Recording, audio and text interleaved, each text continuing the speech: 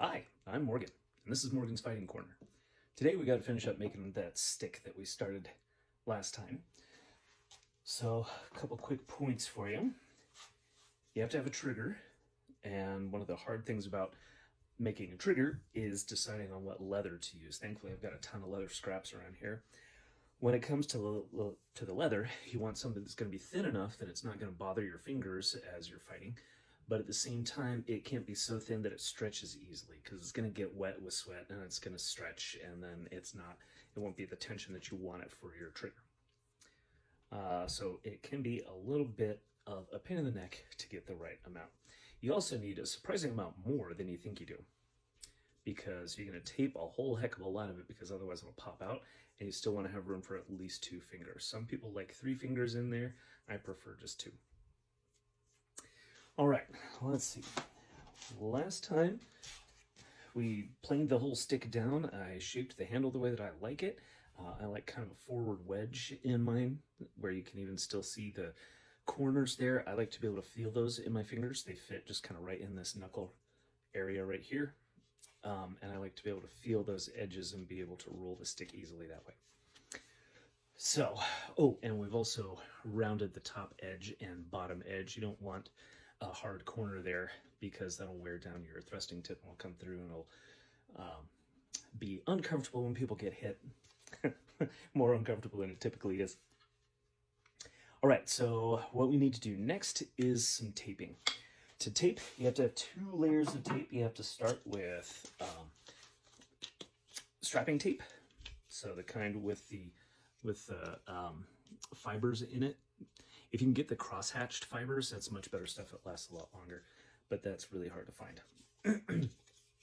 The way that I like to tape my sticks is I like to start with that bottom layer, not start, but to do that bottom layer, the strapping tape, I like to spiral that, because I'm going to do straight straps of tape on the rest of it, and you have to replace that top tape a fair amount. It gets beat up pretty quick.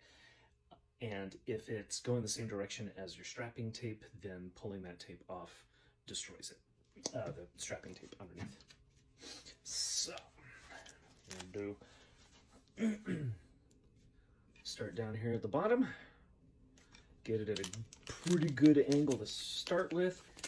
And what I like to do is make sure that it barely lines up with that first layer, because you want as little tape on there as possible to reduce as much weight as possible. And then when you're taping, you pull as tight as you can. Again, that is going to prevent you putting too much tape on the stick. And you're just going to do that the whole way up. 1 layer.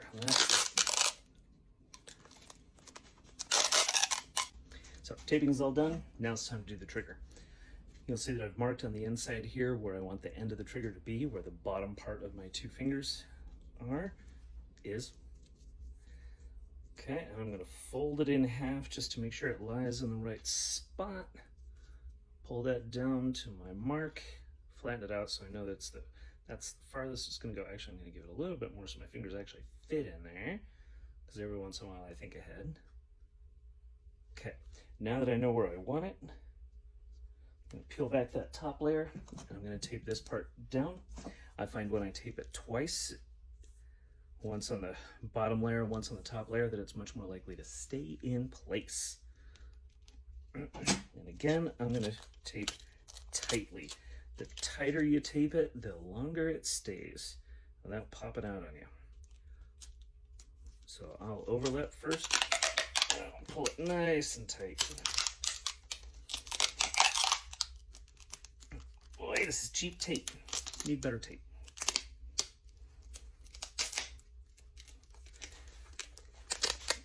I actually don't like the way that laid the first time, so I'm going to work it back up really quick. I don't mind if I put a little bit of weight down towards my hand. That's where I like the weight on a sword.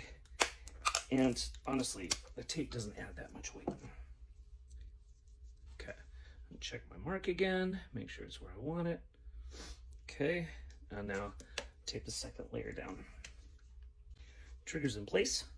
You'll see what I did right here is that top layer, I left a little bit of it sticking out, put one layer of tape on, and then folded that little bit over and taped that down. Again, that's just going to hold it in place for even longer because this takes a lot of stress because I'm pulling on the sword a lot with my fingers on the inside of my grip. Check just to make sure that everything fits for my fingers, that I can move them some. I don't want them to be constricted in there. Plus, it's going to loosen up as I fight, so should be good.